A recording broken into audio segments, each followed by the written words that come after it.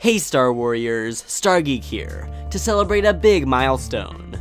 About a year and a half ago, I uploaded my first video to this channel, a simple intro. Since then, I've made reviews, music videos, top 10 lists, news updates, blog type experiences, character verses, holiday celebrations, and Factor Beam episodes. 99 videos of all of these different topics, all made the same way. For my 100th episode, I'm showing you each step I go through to make every video you've seen on this channel. And for all of you Seattle area viewers, please stick around past the credits to learn more about a local event that I will be attending. You obviously can't even start to make an episode without a general idea as to what the video will be focusing on. I have a huge list of video ideas, most of them taken from all of your suggestions. Once I have an idea, I begin the writing process. Most scripts are pretty simple. I open up a notes document, start by writing out my classic intro, and go naturally from there. It's a lot easier when I'm writing Factor Beam episodes or top 10 videos, where I have a generic outline already written out, and I basically just fill in the blanks. This process actually takes longer than it sounds, as I'm constantly revising, changing, and rewriting each script. The next step is definitely my least favorite part in the whole video making process: audio recording. Before I delve into why I hate having to record audio, let me explain my setup. I record with a Blue Yeti stereo microphone, equipped with pop filter. It's a very nice quality mic, and I love being able to use it. I simply plug the mic into my laptop and open up my editing software, Final Cut Pro 10. The layout of Final Cut is easy to navigate, fun to use, and makes the editing process a lot simpler at a semi-professional level. Once I get the program open, I select Record Voiceover, bringing up this window. Here I can adjust a lot of different things, like microphone input and gain, which I like to keep at around a 16 to 18 decibel value to avoid background noises. I, unprofessionally, slide the notes window in and move the FCPX window to the side to fit them both on the screen. Then all I have to do is hit record. Now this is why I dread this part of making an episode.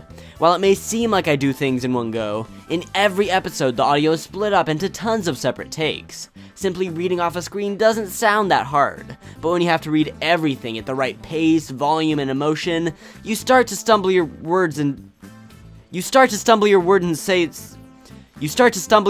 just say sentences strangely. You start to stumble your words or just say sentences strangely. You start to stumble your words or just say sentences. You start to stumble your words or just say sentences. Boy, God, this is so hard. Okay. You start to stumble your words or just say sentences strangely. Here's a visual example of how many times I have to split up my audio. After doing that for every line over and over and over again, the recording process can take hours for a 10-minute video, making it pretty tiring. I can always come back to the microphone if I need to do some pickups, like if I accidentally missed a sentence while recording or just didn't like one of the original takes. Then comes the fun part. Editing can take anywhere from 3 hours to 3 days depending on the length and complexity of the video. I use tons of different editing techniques for different video styles. The generic method I use to make videos is simply matching clips to the audio. If I'm talking about how cool Darth Vader is in The Empire Strikes Back, I just grab that clip and insert it into the timeline.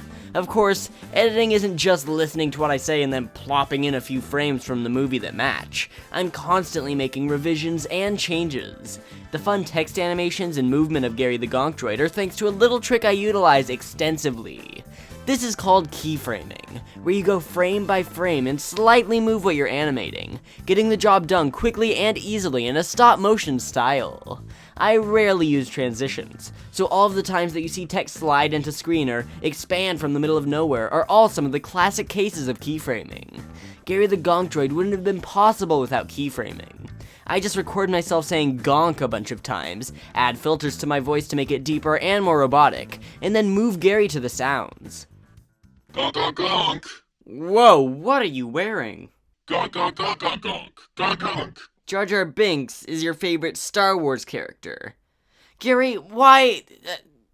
never mind. What did you come to ask me? To end off the editing process, I just need to add music. When I first started out on this channel, I had no background music, which makes the pace of the episode seem to go much slower.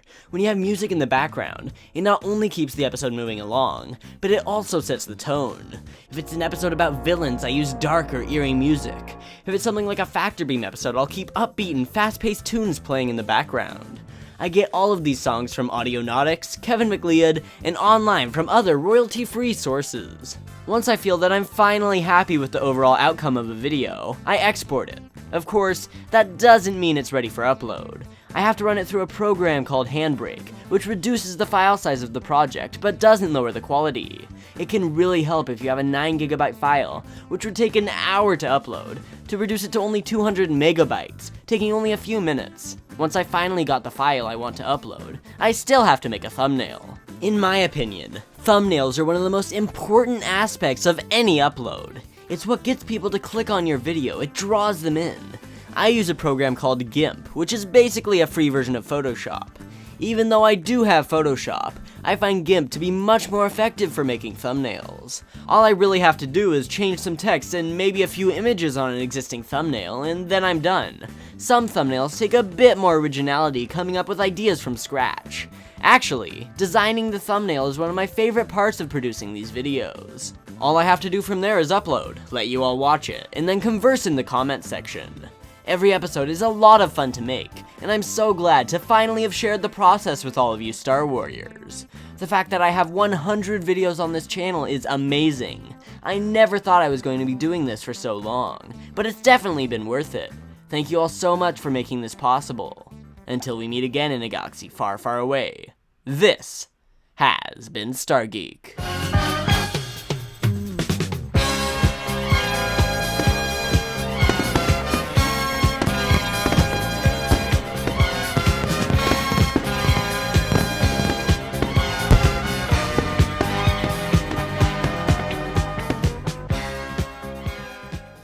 Hey everyone, thanks for sticking around. If you live in the Seattle area, there's a great event going on next weekend that you don't want to miss. Star Wars Reads Day is celebrated to encourage more people to read through the Star Wars platform. Stop by the Barnes & Noble bookstore on October 10th, 2015, in the South Center Mall in Tukwila, Washington. There will be tons of events, like meeting members of the Garrison Titan 501st, getting to build LEGO Star Wars sets, hearing about robotics from a local high school, and listening to the collecting panel. I will be participating in this collectors panel, discussing Star Wars collecting with other members in the Sarlacc group, aka the Seattle Area Lucasfilm Artifacts Collector Club. If you want to meet me, stop on by. The event starts at 11 a.m. next Saturday and goes until 3 p.m. I hope to see some of you there, and don't forget to dress up. Thanks for watching the 100 videos I produced on this channel. Here's to 100 more, and may the Force be with you, always.